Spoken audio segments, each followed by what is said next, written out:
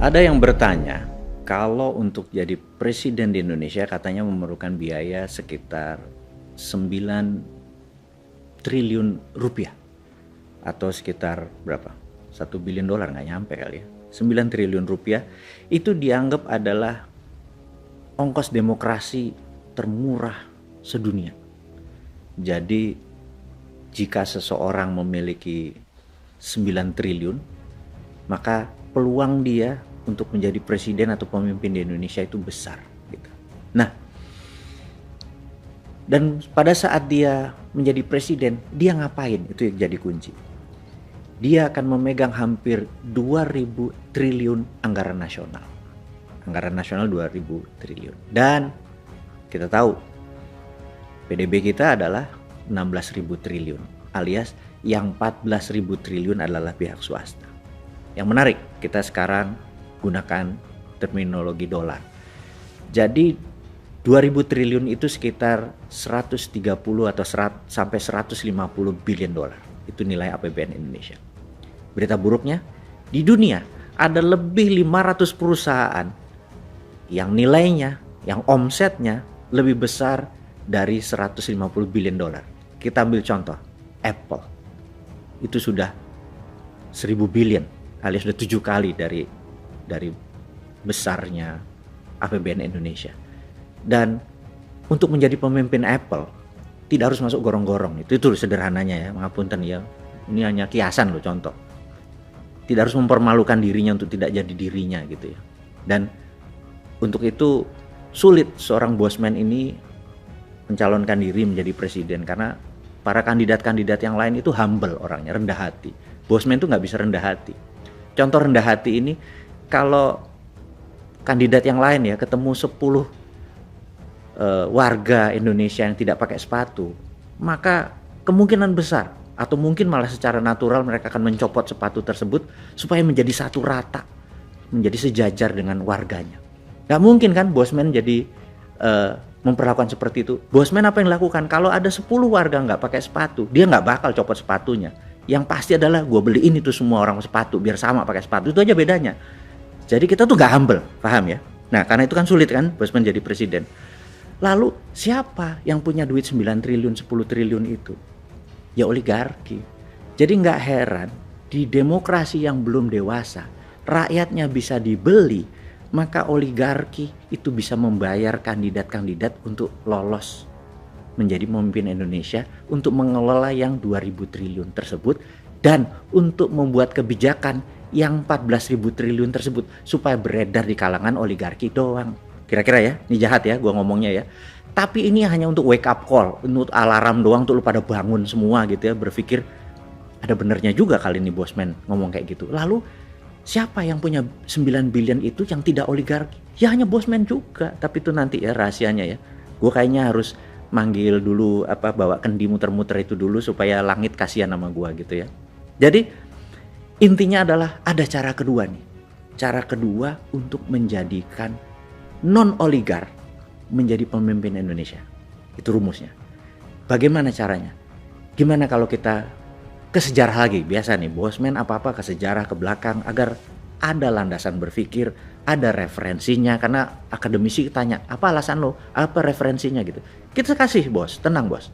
Jadi Anda sekolah jauh-jauh, kita fulfill atau kita penuhi ego ilmu tadi. Bahwa apa landasan Anda berpikir bahwa bisa menjadikan pemimpin negara ini tanpa bergantung pada oligarki gitu ya. Anda semua tahu dulu saya secara ecek-ecek pernah sekolah di negeri seberang dengan keilmuan yang sedikit tidak terlalu penting, karena itu bosman kan tagline-nya adalah wong bodoh ngaku pinter. Ya tetap saat ini ya wong bodoh yang ngakunya aja pinter, sok-sok baca buku gitu ya biar kelihatan pinter.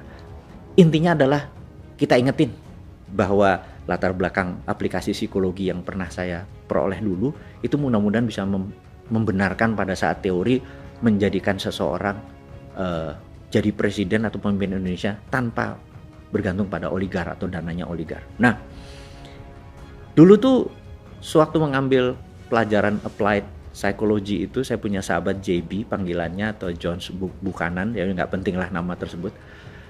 JB ini kalau adalah orang yang membuat saya seperti ini sekarang mungkin besar sekali. Jadi kalau kami ada pelajaran psikologi, misalnya waktu itu kita diajarin tentang underdog effect gitu ya, underdog. Wah, guru kita selama 2 jam di kampus mengajarin tentang underdog effect.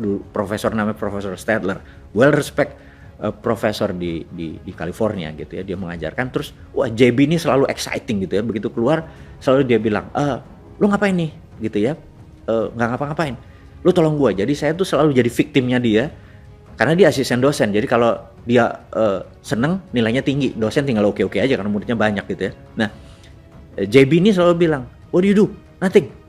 Lu bantu sama gua, lu jadi cari responden gitu ya.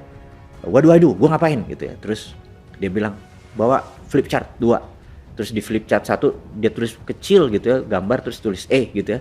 Terus di flip chart besar ditulis B gitu ya. Terus kamu cari responden, ngerespon mana bela mana. Saya nggak ngerti. Waduh, ini tentang underdog effect katanya gitu. Terus ya gue ngapain gitu. Nanti lo bilang, ini negara A sama negara B ini akan berperang. Kira-kira lo berpihak pada mana gitu ya. Jadi udah ada salah dong lewat. Saya bilang, excuse me, permisi, saya lagi ada dapat tugas dari kampus untuk mensurvey. These two country are going to war gitu ya. Country A yang kecil sama country B yang besar going to war. Menurut kamu kira-kira negara mana yang bakal perang? Terus dia tulis di kertas, masukin. Di kertas masukin sampai kira-kira 100 respondents gitu ya. Nah, begitu selesai dibuka nih sama JB. Sahabat semua tahu nggak bahwa lebih dari 65% memilih country yang kecil tadi menjadi pemenang. Itulah underdog effect. Jadi sahabat semua, kalau nanti tahun 2022 akhir November katanya di Qatar ada pertandingan World Cup. Kalau Anda taruhan yang underdog ya, karena Anda dapat spread 2 nih. Lihat aja bahwa 60% pasangan Anda yang di bawah bakal menang. Ini bukan gua ngajarin judi, tapi untuk menceritakan bahwa underdog effect itu memang ada gitu ya. Jadi karena itu nomor 1, kalau kita posisinya underdog, chance kita menang 60%. Mulai paham ya? Nanti kita akan sampai sana nih psychologicalnya. Nah, sama kita kembali sekarang ke Amerika di tahun 1890 sekian. Itu oligar Amerika, ada namanya Vanderbilt yang memiliki jaringan kereta api, ada Rockefeller yang memiliki kontrol atas minyak bumi dan Jean Paul Getty, kemudian ada JP Morgan sebagai funder yang sangat besar, ada raja besi yang namanya Carnegie gitu ya, Andrew Carnegie. Orang kayanya luar biasa banyaknya dan benar-benar kaya. Bahkan kekayaan para oligar itu dibandingin kekayaannya Bank Sentral Amerika masih kaya oligar gitu ya. Untuk bukti. Kita teman-teman muda ini kan, Anda semua adalah gadget dan bangsa yang digital sekali. Zilenial dan milenial yang antara 40 tahun ke bawah ini Anda adalah generasi digital. Anda cek di Wikipedia. Di tahun 1899 Filipina waktu itu minta merdeka dari Spanyol, dan syaratnya Spanyol gampang, minta bayar 20 billion US dollar. Valuasi kira-kira waktu itu ya, tentunya dalam mata uang, bukan dolar. Dan Filipina tidak punya uang seperti itu, maka Filipina meminta Amerika, karena itu dalam pandangan lain Filipina adalah negara yang dimerdekakan Amerika dan Filipina adalah bangsa yang dikontrol oleh Amerika, karena kemerdekaan dibeli. Beda kayak Indonesia, kemerdekaannya pakai bambu runcing tumpah darah. Indonesia memang fight memperoleh kemerdekaan tersebut gitu ya. Sekali lagi, kita bukan merendahkan Filipina, tapi sejarah bangsa itu membuat berbeda, kita harus respect satu sama lain. Nah, pemerintah Amerika waktu itu tidak punya 20 billion dolar. Pemerintah Amerika minta ke Andrew Carnegie. Apa yang terjadi? Andrew Carnegie membayar kemerdekaan Filipina, yang sampai dia mati dia nggak pernah menginjak Filipina. Nah, karena Andrew Carnegie disebut bapak filantropi dunia, bahkan foto Andrew Carnegie ada di Bill Gates, karena itu Bill Gates mengklaim dirinya adalah the biggest philanthropy atau penyumbang, tapi dia nggak akan pernah bisa. He never could be like Andrew Carnegie, karena Andrew Carnegie better, dia memerdekakan sebuah negara. Nah, jadi kita lihat oligarnya itu lebih kaya daripada bank sentral gitu. Nah, karena oligar itu kaya, presiden-presiden Amerika siapapun itu pasti oligar yang membiayai gitu ya.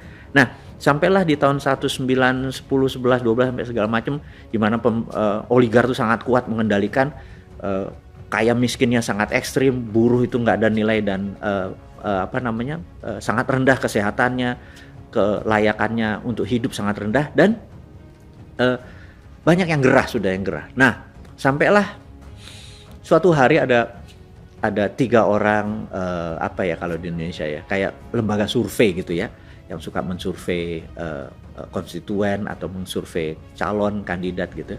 Nah, 3 orang ini sedang duduk-duduk di kafe, kemudian dia menengok ke samping, itu ada satu orang senator, ya cukup biasa aja, nggak dibilang loser tapi juga nggak dibilang spesial. Senator ini bernama Warren Harding gitu ya. Nah, dia tinggi, besar, ganteng, dan dia lagi shoe shining, lagi nyemir sepatu, kan dulu duduk itu ada yang nyemir. Terus mereka bertiga ngeliat, wih, ini orang keren juga, boleh juga nih kita jadiin presiden gitu ya. Itu kata 3 orang itu.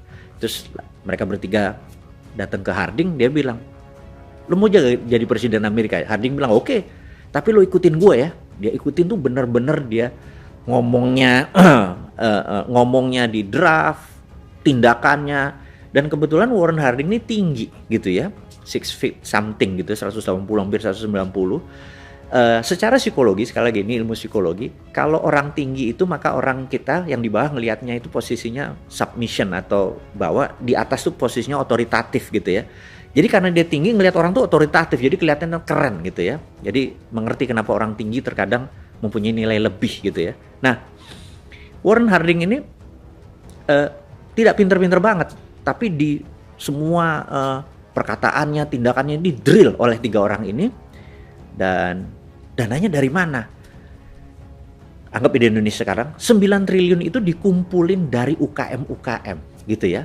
Dari pengusaha, UKM receh dikumpulin. To make story short, 1921 Warren Harding menjadi presiden Amerika, dan shock sekali oligar di Amerika. Dia nggak berumur panjang, hanya 2 tahun dia di Gedung Putih, dan dia bisa dikatakan presiden terkorup karena banyak sekali oligar-oligar membayarin dia, dan dia terima. Tetapi timnya dia membentuk sesuatu yang baru. Dan oke, kita skip ceritanya, tapi Anda boleh lihat detailnya tadi, bahwa sejak saat itu puncaknya nanti adalah di tahun 1930 krisis karena terjadi serangan terhadap peraturan dari negara, menekan oligarki, menekan para konglomerat, membuat UKM naik. Intinya banyak yang sakit hati di oligarkinya. Intinya lagi tahun 1930 Wall Street collapse gitu ya. Nah, collapse-nya Wall Street ini membuat dunia goncang, membuat Nazi akhirnya bergerak di Jerman dan lain sebagainya. Tetapi saat ini Amerika tuh menjadi negara yang paling adil, di mana jumlah orang kayanya, UKM-nya, dan negaranya benar-benar 1:1 menjadi seimbang. Kalau dulu ini 80% gitu ya, yang ini 10%, negara cuma 10%. Sekarang menjadi berimbang. Dan Warren Harding itu game changing, bisa dikatakan game changing. Jadi sahabat semua, bukan berarti untuk menjadi presiden itu harus oligar sebagai fundernya. Tetapi bisa juga kita memilih someone menjadi Warren Harding yang akan membela para UKM, para pengusaha receh, para buruh, para nelayan, para petani, untuk bergandengan tangan menjadi sesuatu yang baru di Indonesia. Ini game changing. Abis itu akan seimbang, oligarnya, rakyat umumnya, UKM-nya, dan negaranya menjadi seimbang. Dengan kekuatan 3 hal inilah yang membuat Indonesia ke depan menjadi the strongest country in the southern hemisphere sekali lagi di wilayah selatan Katulistiwa. Dan 2045 itu hanya pada saat ulang tahun Indonesia ke-100 itu baru hanya 23 tahun lagi dari sekarang. Dan tidak mungkin kalau ini semua terjadi di 2024, Indonesia akan menjadi negara yang powerful dengan tidak menghilangkan oligar, tapi menyeimbangkan kekuatan pasar dan kekuatan pengaruh. Saya rasa pelajaran kali ini adalah sampai di sini dulu. Terima kasih buat Anda semua. Salam sehat selalu.